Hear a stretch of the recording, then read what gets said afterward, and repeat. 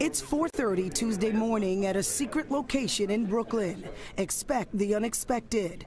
Dozens of NYPD detectives are getting ready to take down alleged gang members in a series of raids. The officers go over their plan of execution. Pix 11 is inside a tactical meeting as the final preparations are underway. But first order of business, a reminder. Please stay safe out there. Safety first because of the violent history of these gangs. All are teenagers about to get an early morning surprise when these detectives arrive at their front doors. Remember, when you go through that door, every one of these individuals possessed a gun or used a gun. Be cognizant of that when you go through. Safety, #1 priority today. Detectives then suit up with equipment in hand and roll out. We ride along as they are on the move. The raids are well orchestrated, done simultaneously. They're targeting 17 alleged offenders. We are at the Walt Whitman houses in Fort Greene, where detectives say 3 of the most violent live. Yeah, I'm on the stairs. In the shadow of darkness, highly trained and heavily armed detectives file in. They even position themselves on the roof of the building. And in minutes, one by one of the alleged gang members are in custody, including 17-year-old Giovanni Bennett. He's accused of firing a gun right outside of Metrotech in broad daylight. A bullet hit a 19-year-old college student, an innocent bystander.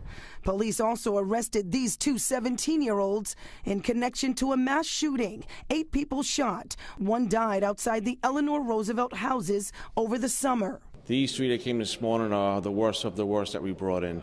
These are the 3 individuals that ran around our Brooklyn streets with no regard for the community. Deputy Chief John Schell, head of Brooklyn North Detectives, tells Pix 11 this takedown just made the streets safer in the city. Overall, these alleged gang members of 3 crews are accused of 15 acts of violence, including 4 murders and 8 attempted murders. Police recovered 20 guns during the course of this investigation. An example, Chief Schell says, of what's to come. Gang violence is an issue in New York City. This sends a message to them if they're out there.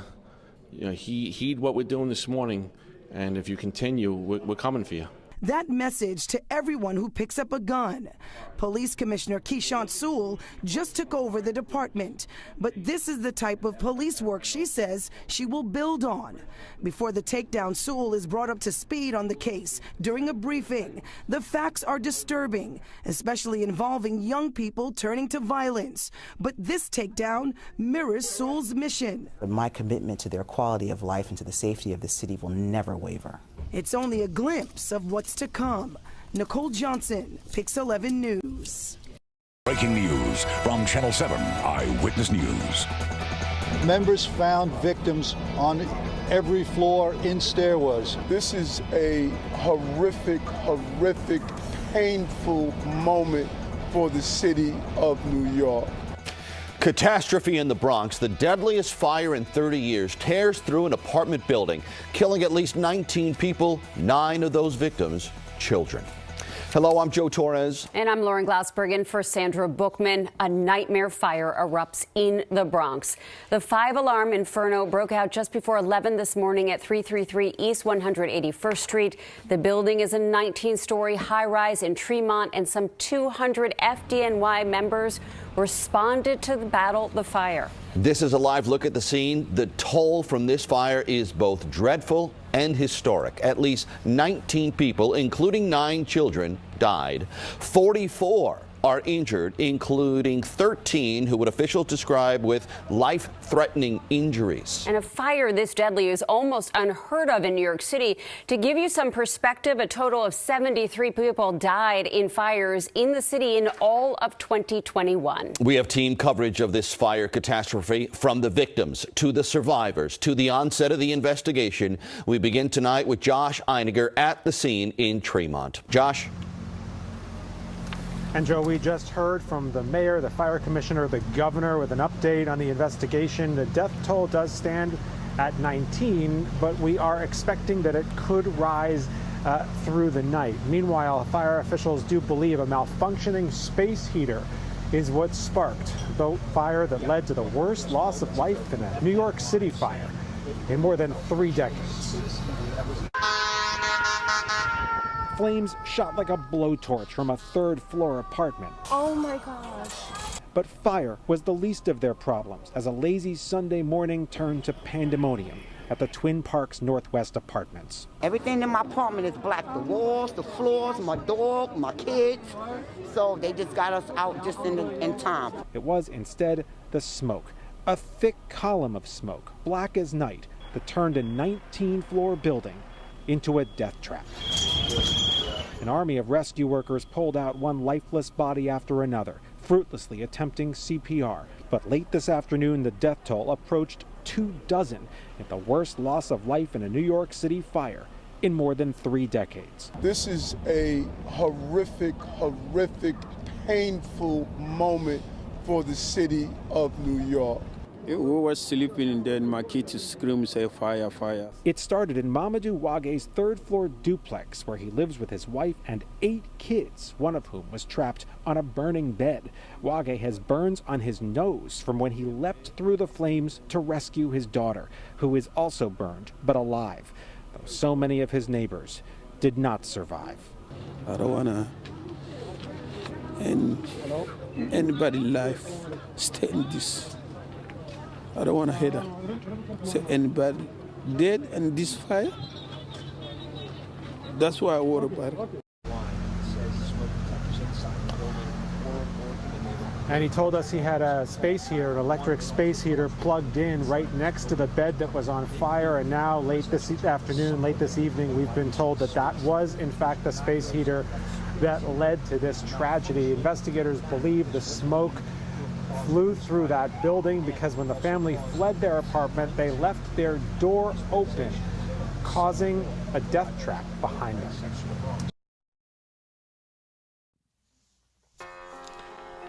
Yeah, everybody, it's the Crypto Wonder. Hope you're doing well. Now, this is some of the reasons why I'm in crypto. You know what I mean? And it doesn't have to necessarily mean that I want to, feel like I'm better than anybody. It's not that. Because serious changes need to happen.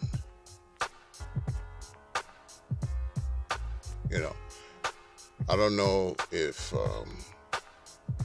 people think that I make things up when I speak about, or I give, a little bit of examples, a few examples on what goes on in the town where I live, in New York. It's not, I'm a man of a certain age, and I'm not in the business of just creating fabricated lies and storytelling. I'm not, and if I'm telling a story, it's based on actual, factual occurrences, right? And this is just my story. We all of us have a story. But this is a few of the reasons why I'm looking forward to PulseChain mainnet launch and PulseX decentralized exchange, the DEX. And of course, I'm looking forward to see what Hex does in the future for all involved, because our environment affects who we are, directly or indirectly, believe it or not. When I say the youth in my city, and not all, okay, this is not a blanket statement, but the youth who can be considered also the future lifeblood of the world. When I say that, some of the kids in the neighborhoods throughout New York are severely marginalized. live in the ghettos and have to deal with just basic survival, it's not a joke. These teens got picked up by the police, right? Less than a week ago, from the time of this recording. And they committed all types of crime and mayhem. I'm not here. I mean, there are reasons why everything happens. Sometimes you can't always explain certain things because there's a certain element of mystery that's involved. But, I'm sure these teenagers come from somewhere, right? Yeah. And what about those who didn't get caught? And when I tell you they're gripped up for real. And when I tell you that they're aiming and firing at one another, that's what's happening for real. At any time during the day. I can't wait any sooner enough for these tools, these systems, these products in crypto that we have to enact real change. Then, 2 days ago, at the time of this recording, there was a fire that took place. First of all, let me go back and say that raid took place in Brooklyn, New York. This fire that you saw took place in the Bronx.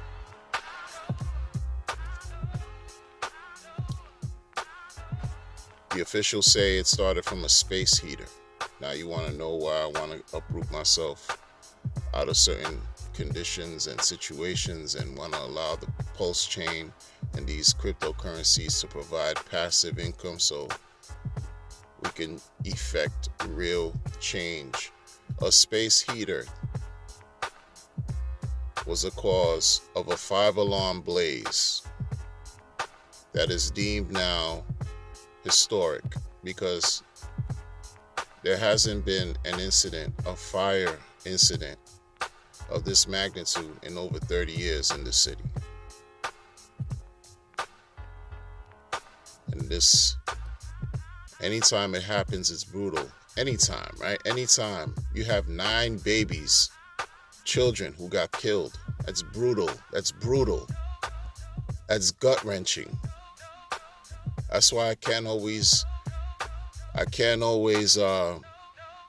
be happy-go-lucky on YouTube and fake the funk and with hopes and dreams and smiles. That's great, but it's when I see incidents like that brings me all the way back to the ground on Earth. Brings me all the way back down and reminds me of how anything and everything could change in a split second.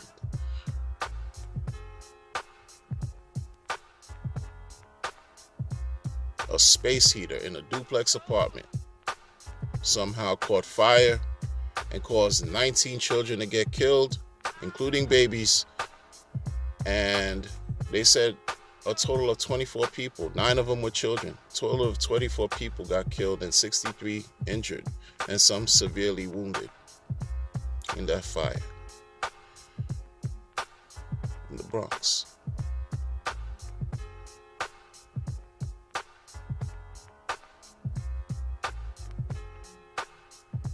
Just to be in a situation where you have to turn on a space heater,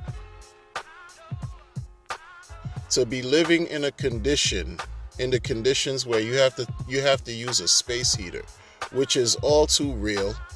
How many people use space heaters in their offices, under their desks, in their own homes right now? Well, you have a situation where that caused the death of over 24 people.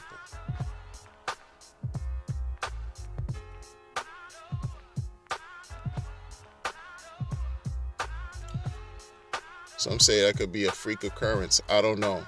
I don't know. Who am I to judge? Who am I? I don't have the answers. But these are the reasons why. Some of the reasons, not all. Trust me. Y'all don't have enough time for what I could tell you, what I could share. I'm telling you about something that happened recent within the last 6 days. 2 incidents. 2 separate incidents that shows you how raw and how pure the level of suffering is in this neck of the woods here.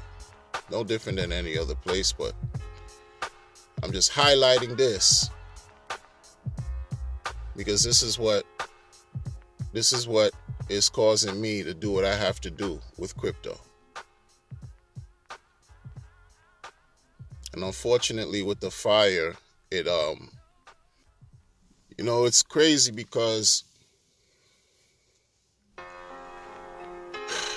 maybe if they knew about crypto 2 years ago and they got into Hex, they wouldn't have had to succumb. You know what I mean? Like, I know someone who knows someone whose whole family got wiped out in that fire, yo. I don't care if you believe me or not. It is what it is.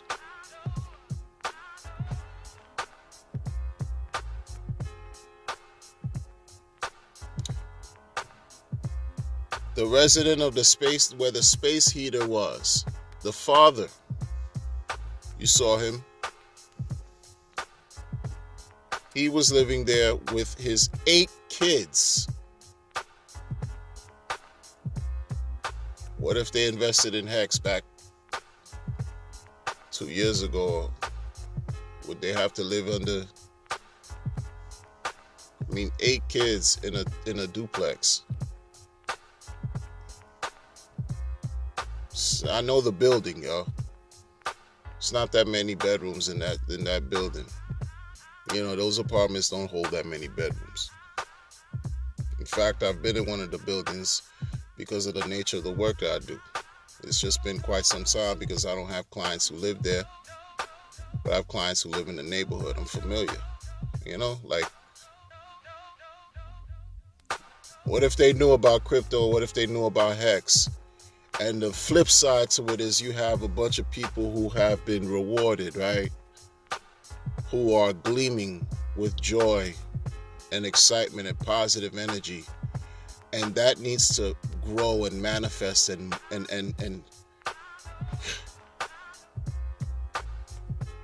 reach so much more people, yo.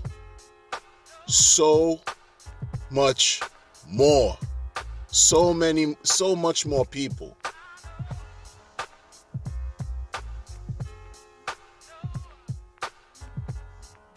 So that they don't have to succumb to stuff like this, man.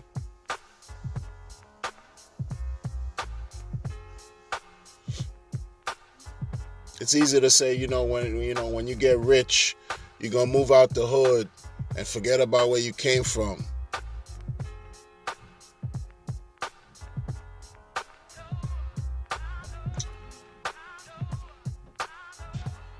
May have good reason to. Maybe it's not safe to go back where you came from.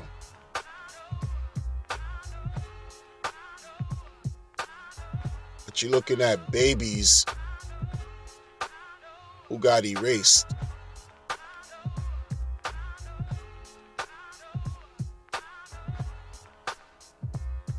Who started the new year with all of us and are no longer here as of 2 days ago.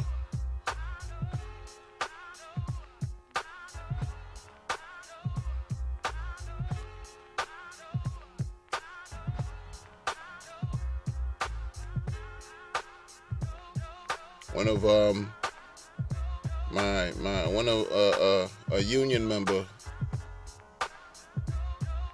got caught in that blaze too and is no longer here.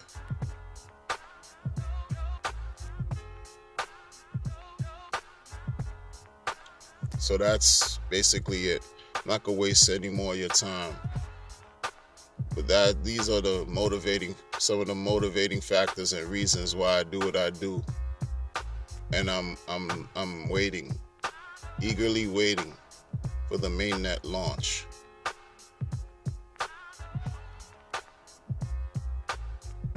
Because everything over here, just like everywhere, is realer than we think. And just because we don't see it doesn't mean it's not happening. Just because we don't see certain things and certain realities of hardship, harsh realities, doesn't mean it's not occurring. So a lot of people could keep smiling and pretending like all is good until it's not.